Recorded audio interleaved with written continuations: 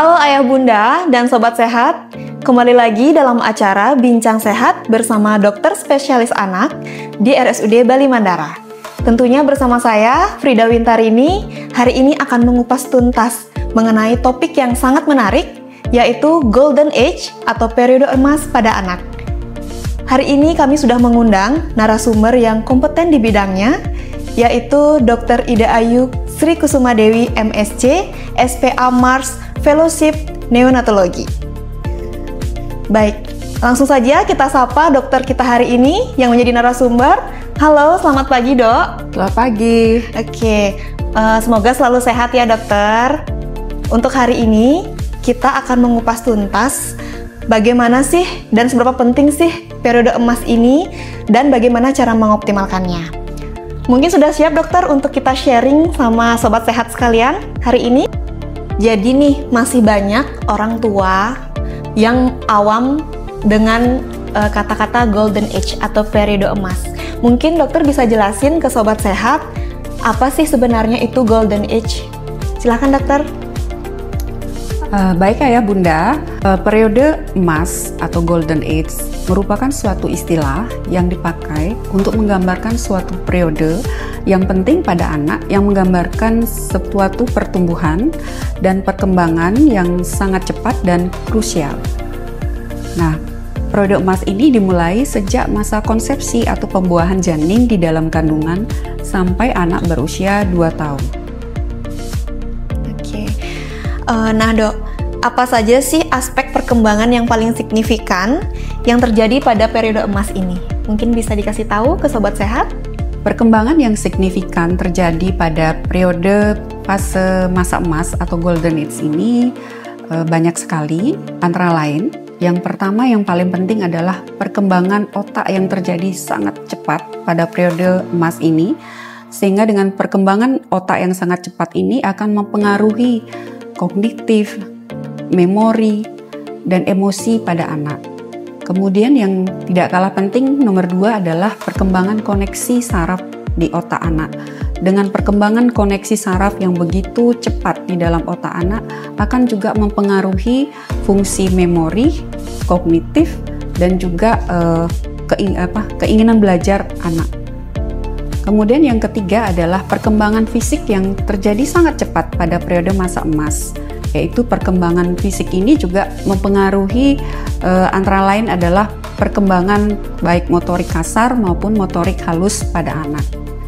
Yang nomor 4 adalah perkembangan yang signifikan lagi terjadi pada periode emas ini adalah perkembangan bahasa, di mana anak akan mulai belajar untuk berbicara, memahami kata-kata dan berekspresi dengan kata-katanya.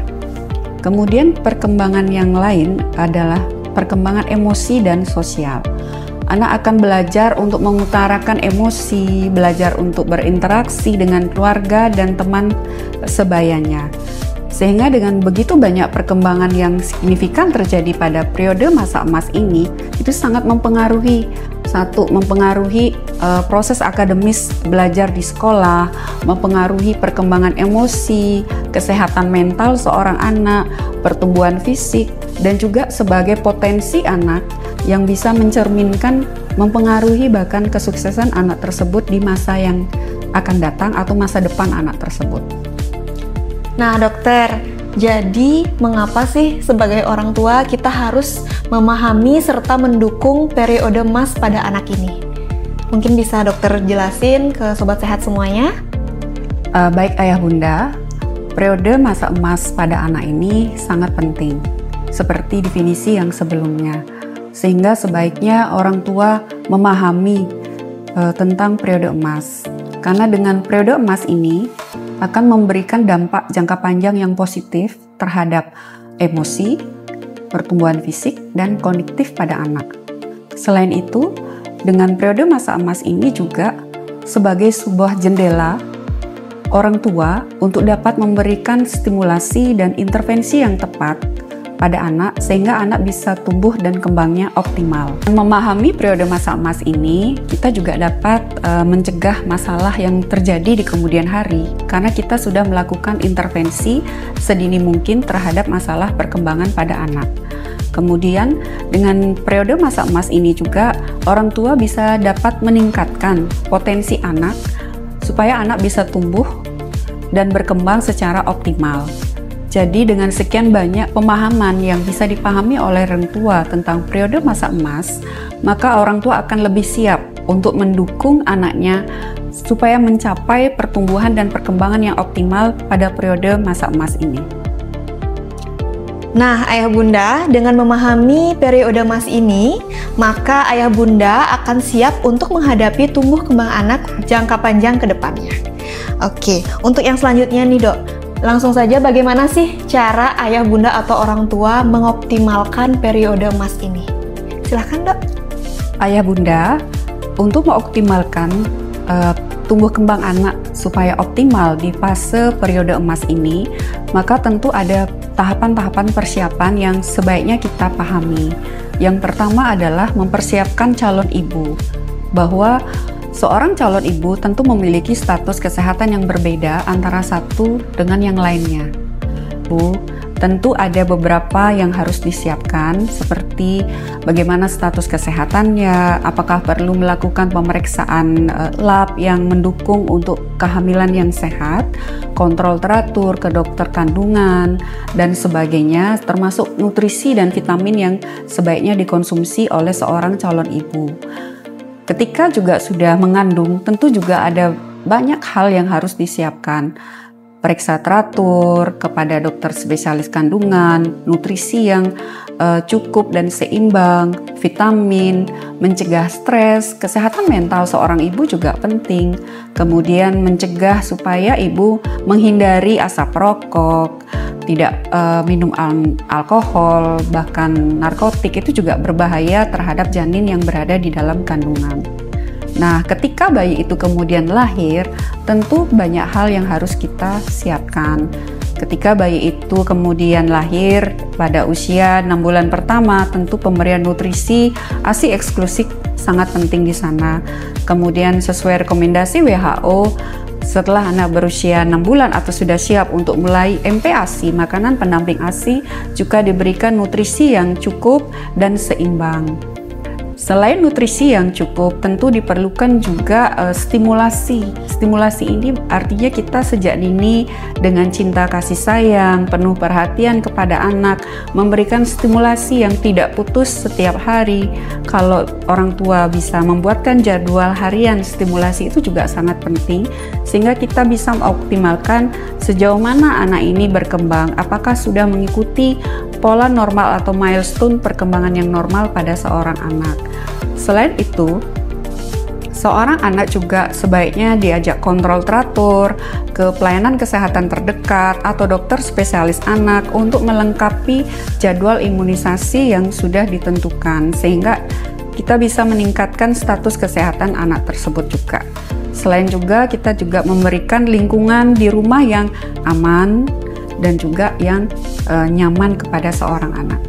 Apa saja sih dokter contoh-contoh sederhana yang bisa ayah bunda lakukan di rumah pada periode emas ini? Baik ayah bunda, untuk mengoptimalkan tumbuh kembang anak pada fase periode emas ini, ada beberapa contoh yang bisa ayah bunda lakukan di rumah. Pada usia anak baru lahir sampai usia 12 bulan pertama, yang kita lakukan adalah misalnya sering mengajak anak untuk membaca buku bersama, karena dengan membaca buku akan merangsang berpendaharaan kata, kognitif, dan emosi pada anak. Kemudian kedua, kita belajar untuk berbicara pada anak, bahkan bernyanyi dengan anak, karena dengan kedua hal tersebut kita lakukan akan merangsang anak secara emosi, bahasanya juga, dan kognitif. Selain itu, tidak putus melakukan stimulasi, artinya dengan pijatan halus pada anak yang lembut. Kemudian itu akan mempengaruhi dengan pijatan dan sentuhan yang halus dan lembut ini dengan penuh kasih sayang, tentu akan mempengaruhi emosi, pertumbuhan fisik pada anak. Kemudian kalau ketika anak itu berusia di atas setahun, tentu kita bisa mengoptimalkan selain nutrisi tadi juga membaca tetap dilanjutkan, kemudian bernyanyi, berbicara tetap dilanjutkan. Kemudian yang nggak kalah penting adalah sering mengajak anak untuk melakukan interaksi dengan lingkungan sekitarnya, misalnya dengan teman sebaya, kemudian mendorong anak untuk bereksplorasi terhadap di luar, misalnya berolahraga di luar, bermain musik dan sebagainya. Itu juga sangat mendukung untuk tumbuh kembang anak secara optimal pada periode masa emas ini. Oke, baik. Jadi banyak sekali contoh-contoh sederhana ya Ayah Bunda untuk Ayah Bunda bisa lakukan di rumah. Dengan cara tersebut, nanti Ayah Bunda akan bisa mengoptimalkan periode emas pada anak. Oke, lanjut untuk pertanyaan selanjutnya, Dok. Mungkin ini akan menjadi pertanyaan yang paling sering juga ditanya-tanya oleh Ayah Bunda dan Sobat Sehat lainnya, dan tidak kalah penting dengan pertanyaan sebelumnya tentang gadget. Apakah gadget mempengaruhi perkembangan anak usia dini? Silahkan dokter, bisa dijelaskan. Sekarang ini penggunaan gadget kalau saya perhatikan banyak sekali di sekitar kita. Ya. Penggunaan gadget ini memberikan dampak negatif pada anak. Pertama, membuat anak ketergantungan.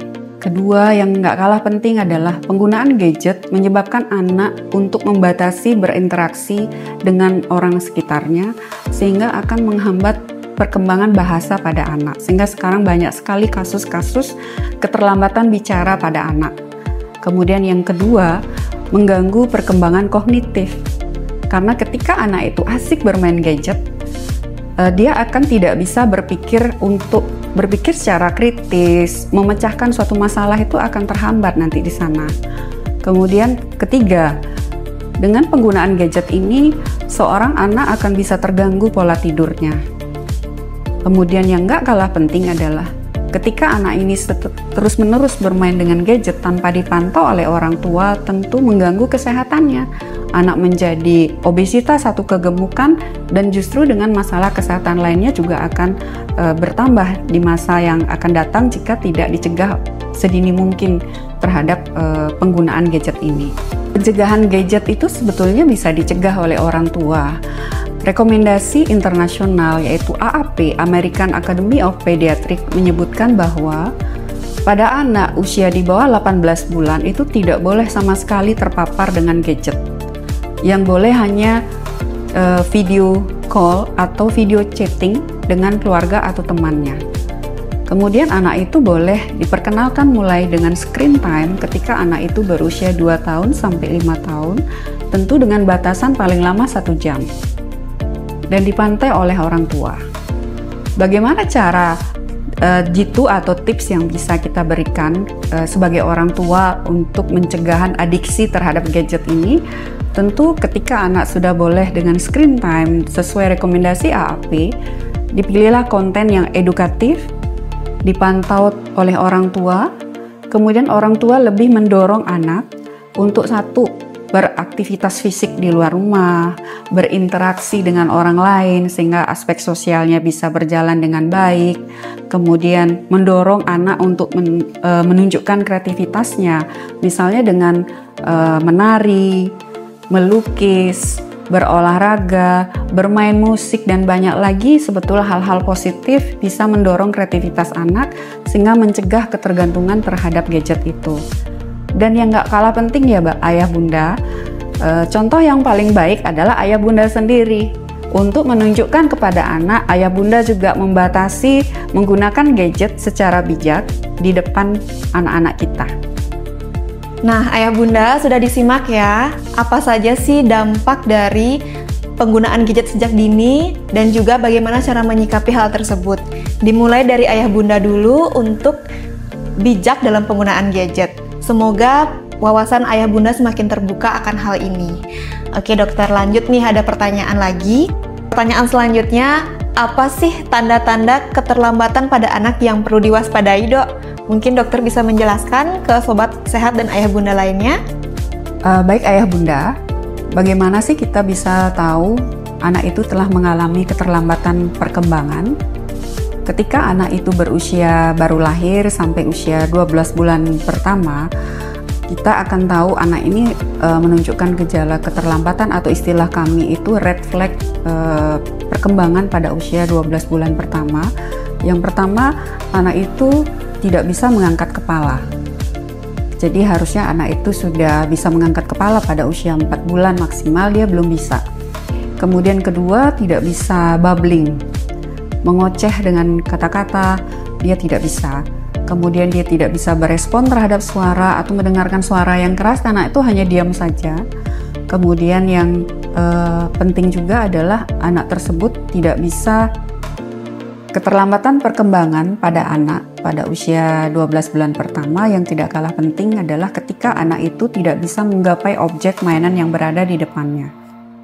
Kemudian ketika anak itu berusia setelah 1 tahun sampai 2 tahun, anak tersebut tidak bisa berbicara, artinya hanya beberapa perbedaan kata saja, kemudian tidak bisa berjalan, kemudian anak tersebut tidak bisa berinteraksi dengan teman sebayanya, dan anak tersebut tidak bisa menyampaikan kebutuhannya untuk ingin makan atau minum, dia tidak bisa mengatakan. Nah, itu beberapa red flag atau perkembangan yang terlambat pada periode masa emas. Oke, Ayah Bunda bisa dicatat ya tanda-tanda dari keterlambatan perkembangan yang terjadi pada anak. Dan jika nanti Ayah Bunda mengalami tanda-tanda tersebut, hal itu patut diwaspadai. Untuk selanjutnya nih, masih ada harapankah bagi orang tua jika mereka merasa sudah melewati masa periode emas ini, dokter? Bagaimana sih cara menyikapinya? Apakah masih ada harapan? Baik Ayah Bunda, ketika anak tersebut mengalami keterlambatan, yang paling penting yang pertama adalah jangan panik. Periksakanlah anak Ayah Bunda ke dokter spesialis anak konsultan tumbuh kembang. Yang kedua, dokter spesialis anak pasti akan melakukan evaluasi atau screening sejauh mana terjadinya keterlambatan perkembangan tersebut. Sehingga dokter spesialis anak tentu akan melakukan upaya intervensi apa yang akan dilakukan kepada anak tersebut. Misalnya, ketika anak tersebut keterlambatan bicara, maka akan dikonsulkan untuk terapi bicara. Begitu juga ada terapi okupasi dan terapi lainnya.